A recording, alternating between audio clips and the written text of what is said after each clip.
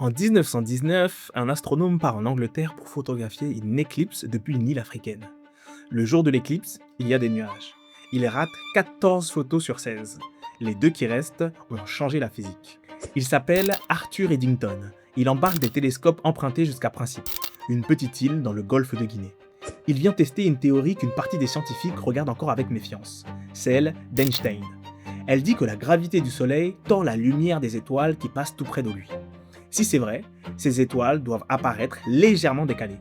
Le 29 mai 1919, le Soleil disparaît complètement pendant quelques minutes.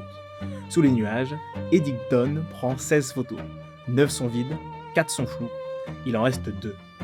Des collègues restés en Angleterre avaient photographié les mêmes étoiles le soir où le Soleil n'était pas devant. On compare les deux. Les étoiles ne sont pas à la même place. Décalées d'un angle minuscule, mais mesurable. Einstein avait raison. Ce que ces deux photos montraient se produisait déjà tous les jours, depuis toujours. Personne ne les avait jamais vues. Parce que c'était trop petit, parce que le soleil est trop brillant. Tant qu'il brille, on ne voit pas les étoiles derrière. Et regarde bien ce qui fait la découverte. Ce n'est pas l'éclipse. Une éclipse arrive toute seule, elle ne mesure rien.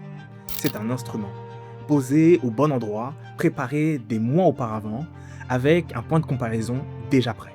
Sans lui, l'éclipse se passait et on n'apprenait absolument rien. Une éclipse ne montre rien de nouveau. Elle éteint juste ce qui t'empêchait de voir.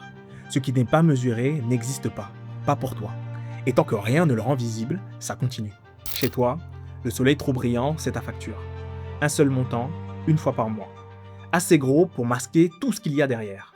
Le joint qui fuit goutte par goutte, le climatiseur qui tourne dans une chambre vide, le ballon qui chauffe toute la nuit une eau que personne n'utilisera. Tu ne les vois pas, tu vois le total. Un compteur par circuit, une sonde sur l'arrivée d'eau, ça éteint le soleil.